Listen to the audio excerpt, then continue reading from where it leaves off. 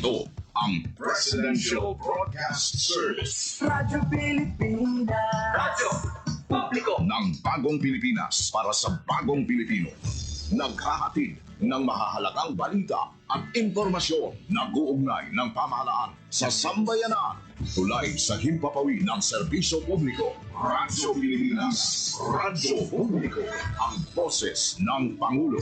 Sa Iloilo, Radyo Pilipinas. 585 AM. Oras sa Radyo Pilipinas, alas 8:31 sa aga.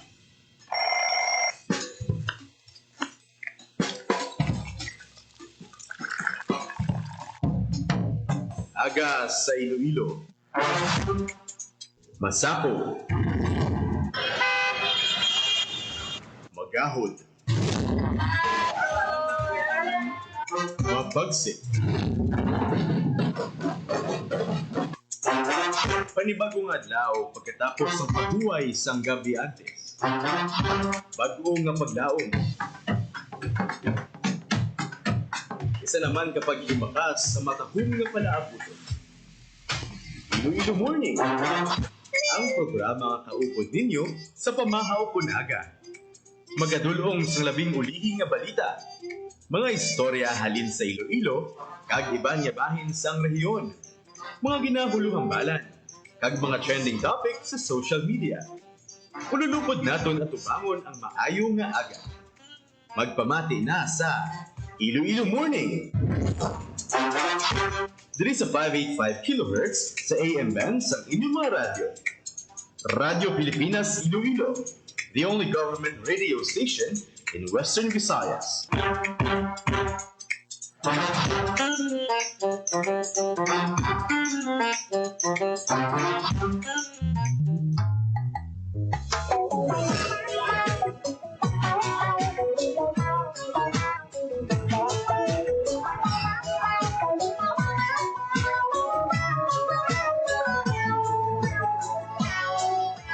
Mayong aga Pilipinas, good morning Western Visayas, Iloilo Morning Program na. Adlaw kita sang Huwebes, Mayo 15 tuig 2025. Masanaaw ang kalangitan naton diri sa may syudad sang Iloilo. Medyo mainit naman ang aton siniyang panahon. Sa imuyo tunay. Back to normal routine na kita. Hindi mapunggan. 3 days after election, di daw medyo kulukalma na gawa. After sang series of declaration and proclamation sa mga nagdalaog naton, daw kasbut, daw kadasig lang sa mga events no after election. Ang imong supat. Looking forward na kita sa aton siniyang mga adlaw-adlaw nga mga hilikuton, sa aton mga kauturan, sa aton mga politiko. Padayon, suguri na ang inyong pagserbisyo sa pumuluyo. Kaya mo na iya ang essence kung nga ang gin-elect kamo sang mga constituents ninyo. Agod maserbisyuhan ang aton sini nga pumuluyo. Igugma. Subong aga, madamo kita sa mga talalupang doon nga mga balita nga pagkatalakayon diri sa aton sini nga pagpangalagad sa Iloilo Morning Program. Inday.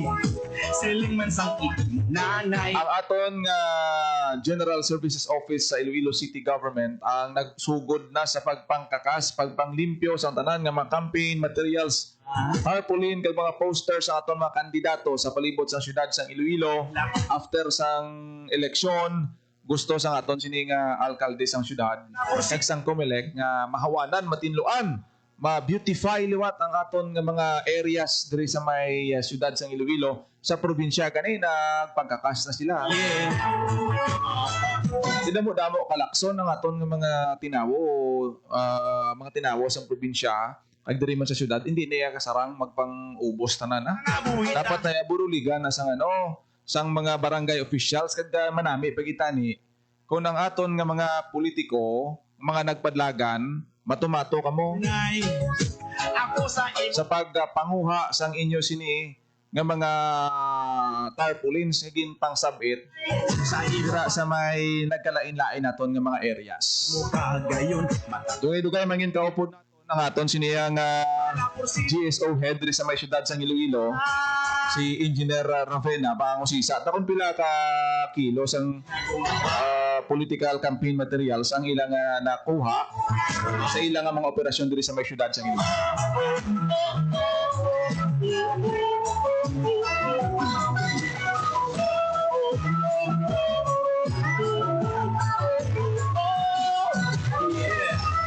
Yari na sa aton siniya nga linya, ang aton siniya nga GSO head sang Iloilo City Government Engineer Neil Ravena sa ila siniya nga Operation Baklas. Kumustahon ta? Since nga nag-start ang Operation Baklas, kumusta ang ila paglibot sa syudad sang Iloilo? Engineer Neil, good morning, kag welcome sa aton siniya nga programa sa Iloilo Morning Program. Upod mo si Janelle Baclay.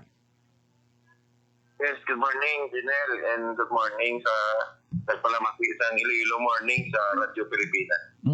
Ang aton siniyang alkalde sa Nagdigad after election, una gid nga mando ni Mayor Jerry Treñas, hawanan ng aton nga mga areas sa mga political campaign materials. Kumusta ang inyo sininga operasyon na engineer sa paglibot kag pagpatigayon sang clean up drive? Puntaria naton ining mga campaign material sa aton kandidato diri sa may syudad sang Iloilo. Sir, pila na ka kilo ang nahakot ninyo kag na recover nakuha ninyo, engineer? Yes, no, ang ato na po mga duwa na katrak, no? So more or less mga kahapon, mga 2,000 kilograms or 2 tons na, no, ang ato na collect. Ongoing pa sa subong, no, may mga areas pa sa nakita nga damo pagyapon sang campaign material. Ilang pinagin sa Mandurriao area, no? Ibawaan area. So, ongoing pa kita. May kay nasa aga, may molo. Magkita natin na nagkapanguwa kagaribalo. So, sige-sige pa aton panguwa. Pero tamon nga monitoring, mga 2 tons na, no? Ang aton na record. Most probably may maduga pa kita guro nga subukan daw kay taas pang nakita naton nga madamo pa ang gina-ipos naton, no? So ang city proper daw almost done na kita. Mga barangay roads na lang ang aton tutukan ang mga main street naton daw almost wala naman, no? Ang napili na gid lang mga nakita nato ng mga private walang property nga sa sulod ang ilang mga parts which is hindi namon makuha, no? So i-report na lang sa barangay. At the same time picture na to i-report na nato sa Comelec kay ang may primary application din dapat ang partido, no, nga nagpamutang kini. Mala nato niya kuti kung personnel sa GSO engineer, gamay man lang ang inyong mga tinawo, hindi nyo niya basta-basta maubos. Kumusta subong niya ang kooperasyon sa aton nga mga barangay officials, kabarangayan naton sa aton clean up drive, Sir Neil? Yes, may ara kita may ara kita kabarangayan diyan sa Ramas naman. Kay as early as Tuesday morning, may ara yang nangipos kitila yan, no? So, nakita na to may mga tricycle na pala sa barangay. Among ilan na kargahan. So, nag-set lang kita sa collection point wherein nga dito natin i-collect ang ilang napangimos ng mga campaign materials. So, gapilar kita, no, sa kabarangayan na to para kita nyo programa, Janelle, nga kung pwedeng mabuligan kita, no? Ang initanan, gina-separate natin ang mga plastic campaign materials sa mga parts, no, nga campaign materials. Kaya yung parts gina-hatag natin sa Waste Pickers Association natin sa Calaunan, kag ginaumpra nila inisang bag, no? So may mga nagapanay na dito sang bag. Ang mga plastic natin, ginaswet din natin, kag ginamaligya sa isa ka cement factory, ginabakal ni nila tag piso ang kilo, no? So amo lang ginauprata sa buong sa tanan nga mga campaign materials nga makolekta. So may ara gali isang recycling sini. Iti bagita nato ng materials kapag-on sini. Ang iban ganito ginapang atop nila ni engineer kag ginahimo upholstery sa mga tricycad nila, no? So hindi nila ni kun pwede, hindi nila ni pagpangsunugon, hindi ni pag ipanghalid lang mapuslan pa ini gali engineer. Yes, no? May recycling program kita para sa dino, para ini sa election nga mga campaign material.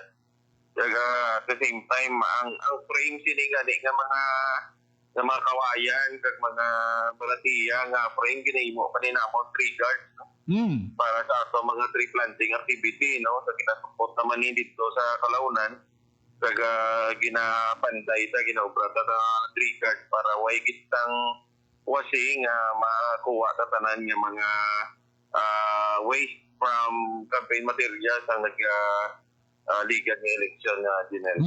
So, by the way, engineer, mamangkot na kita, halimbawa may mga pumuluyo, abi, no? Katikitaan man nila mapuslan ini, ang iban ginabutang pa nila ni sa atop nila nga daw ma-minimize ang tulo. If ever nga may mga pumuluyo, ang masiling pwede na mo ni makuha kag magamit sa amon mga puluyan, ginapasugtan man naton engineer, if ever nga kinahanglan nila or masilisa daw tapos naman eleksyon, gamito na mo ni sa sulod sang panimalay or atop kung sa tricycad ko, engineer? Yes, no? Actually, tagman kita during sa atong pagpamunpon, may nagapangayo, no? Maluoy magkita sa atong pumuluyo. Gina-advise na lang for as long as palit karon niya lang pala. Hindi lang pag ang printed niya side. So, okay man sila, no? So, ginatagaan naman, no? Ang express nga mangayo sila sang carbs niya atot niya nakuha. Kaya kung tanaw mo, mahal daan mining printing sini mo. No? Pero natapos na ang eleksyon, kagang iba niya mapuslan din nila ang mga tarpaulins. Lastly, ang imo panawagan na lang, engineer, sa aton mga kabaranggayan, nga ang aton nga GSO, kung isa hindi man mapenetrate ng mga lugar, umaga ang mga kabaranggayan na lang ginin kabalo, kag makabulig sa aton GSO, sa pagka-clean up sa mga areas nga mayara pa sing mga campaign materials. Ang imo nga mensahe sa ila, engineer? Yes, no. Salamat kay Jinel, no, for being a partner with us pagi sa inyong programa sa Radyo Pilipinas. Nga kung pwede makapilar kita sa atong kabarangayan nga mabutig, no, mabuligan ang pagpamunpon sini nga mga campaign materials. At the same time, kung mabuligan, manila nga makontak ng mga private pala nga mga lugar wherein hindi namon masulod kag makuha no mga campaign material. So kabay pa no sa kabaranggayan na kung mabuligan ibit kami kag ma-set lang kita schedule of collection kung ma-tipon yun na sa inyo kabaranggayan. Maraming salamat, Engineer Ravena, sa time maginhatag mo diri sa Radyo Pilipinas Iloilo, sir. God bless gid sa imos dira sa may GSO kag sa inyo team. Yes, may nga kasitanan sa pagpalamati kag may agad mo din. Maraming salamat kay Engineer Neil Ravena sa General Service Office. Duha ka to nilada nga tarpaulin ang ila sini nga na recover o nakumpiskar na sa ilagin patigayon na clean up drive nga nagsugod sa naglikan nga adlaw. Damo ni duha ka to nilada makon mo duha ka truck nga tunay.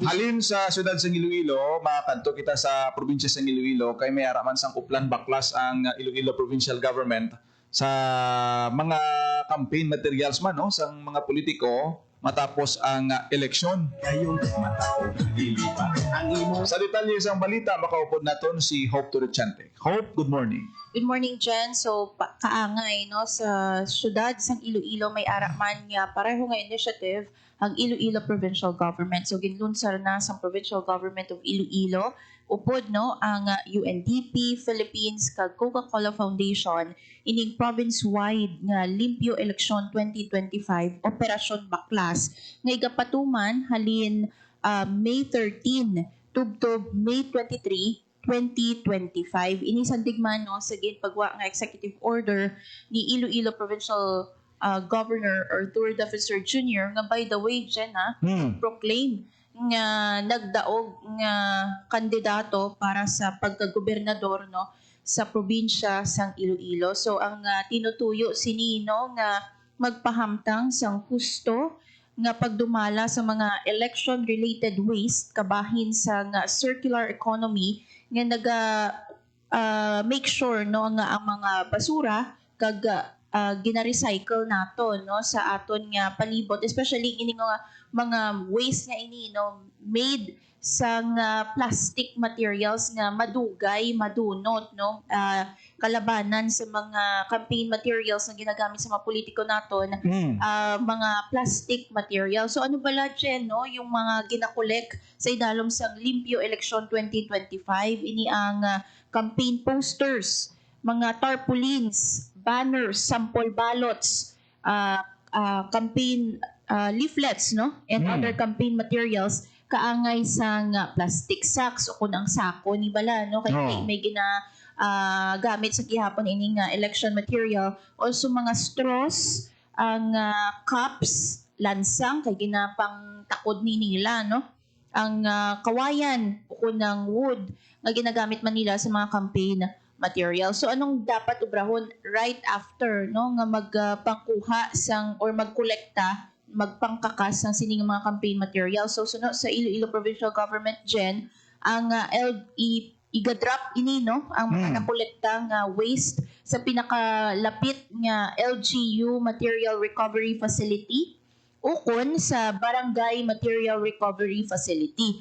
Iga-coordinate lang ini, no, sa mga Environment Office sa ila tagsa-tagsa ka mga LGUs kag ano ba lang dapat ubrahon right after that, no, i-sort kag i-weight, no, ipilion kag ikilohon, no, ining mga waste materials kay i-segregate by type ini, no, weight, and i-record ang mga nakolekta campaign related materials. After that, i-plan ang produkto nga ubrahon sa upcycling, no, i-match ang tagsa ka mga materials para makahuman sa mga produkto nga makaangay sa bags, wallets kag iban pa. And also i-empower kag i-create, meaning ma-train sa mga local groups kag start-up sa diin ang ini nga mga campaign materials ang pagabaligyaon para nga may dugang nga palangabuyan ang mga pumuluyo naton. So kumbaga, right after nga mapuslan ini sa mga kandidato naton, papuslan pagit iniya sa komunidad naton dyan, no, ining mga campaign materials kay gin-upcycle ang ini nga mga material. So sa karon may ara na sa day 1 rather, no, may ara na sa 400 kilos sa campaign materials o campaign waste ang nakolek sa PGNRO. And at the same time, nag-commit naman ang mga banwa, no, mga LGUs right after nga ginpagwa ang executive order ni Governor or Defensor, no. Nag-commit ang mga LGUs naton sa 5 ka distrito sa probinsya sang Iloilo nga magpatigayon sa pareho nga operation bakla. So sa karon ongoing ini dyan, nag-start ini sa May 13 and hopefully once na magtakop ini sa May 25, sigurado na, no, nga wala na, malimpyo na or May 23 rather, malimpyo na ang bilog na probinsya sang Iloilo sa sini nga mga campaign waste. Maraming salamat sa imong report, Hope Torrechante. Para sa Radyo Pilipinas, Hope Torrechante, Radyo Pilipinas, Radyo Publiko. Tughan ko sa Batian ang update from the province of Iloilo sa Operation Backflash. Ang aton nga mga LGUs dira bala, abay bulig ka mo na pang limpyo sang mga campaign posters ng mga politiko. Kay tayo mga partidos, kisa daw tapos eleksyon daw wala naman na sila labot da. Makon mo diri sa syudad taga GSO na lang ng masaligan nila. yeah. Nami pinitani, no, ang mga kwanta, ang mga kandidato da matumato kamo mga gin-organize da lang ang mga grupo kag mga leaders sila makabulig pagid ni sa pagpanglimpyo, pagpanghakot sa mga tonelada ning materials nagikan sa campaign posters kag materials sa aton nga mga kandidato both sa Iloilo City kag sa probinsya sang Iloilo. Kung daw kulang gid sa manpower, siguro pwede tan liwat ma-maximize ang mga tupad dadada.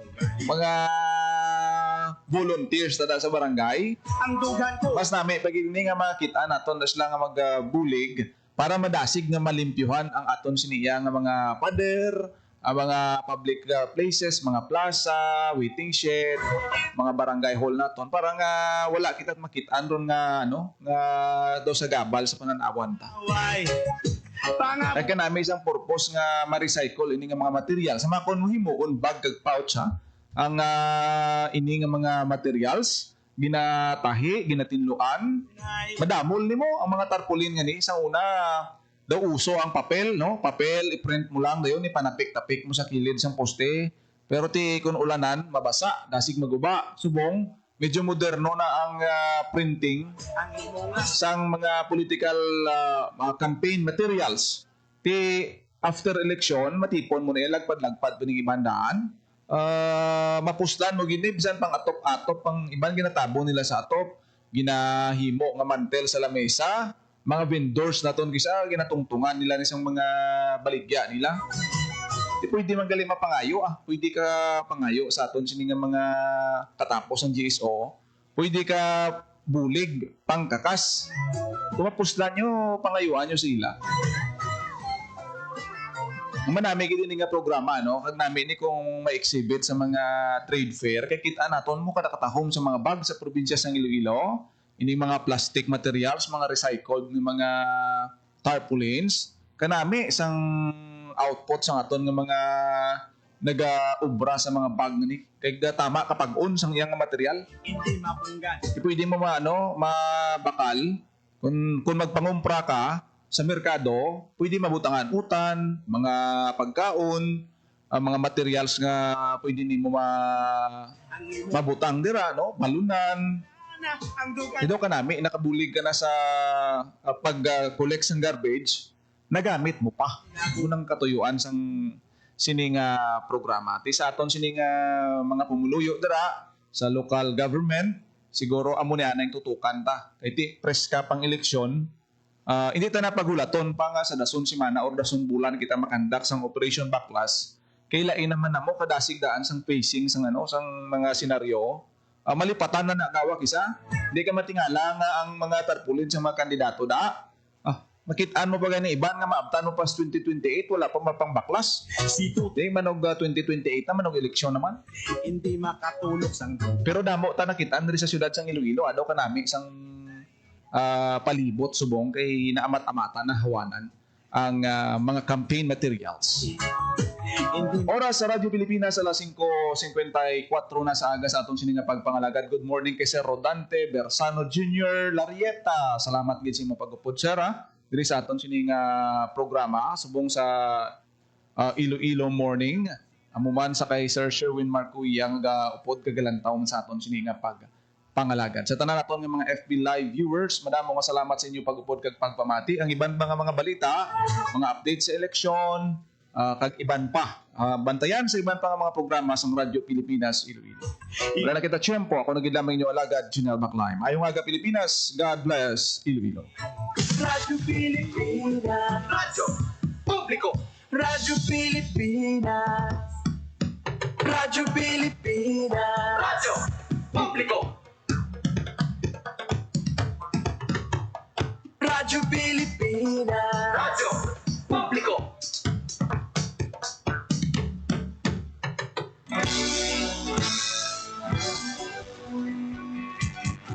Mahalagang mga balita, napapanahong impormasyon.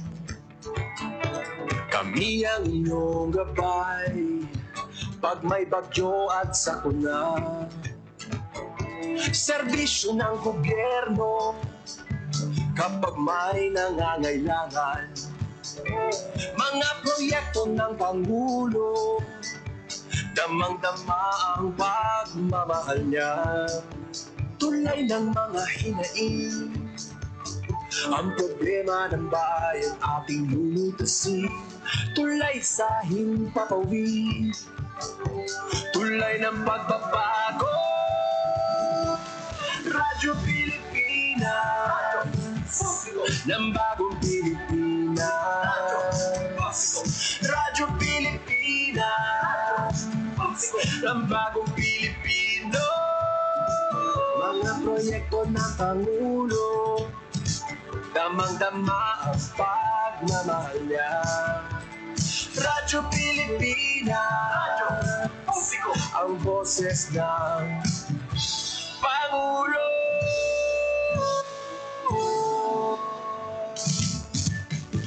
Karamay niyo kami, kahit malayo man kami nakakarating. OFW magsasaka, buhay ay iba't iba, san mang lugar ng bansa natin. Tulay ng mga hinaing, ang problema ng bayan ating lulutasin. Tulay sa himpapawid, tulay ng pagbabago. Radyo Pilipinas, Publiko. ng bagong Pilipinas. Radyo Pilipinas, ng bagong Pilipino. Mga proyekto ng Pangulo, damang-dama ang pagmamahal niya. Radyo Pilipinas, ang boses ng Pangulo. Radyo Pilipinas, Radyo Pilipinas, Radyo Publiko. Radyo Pilipinas.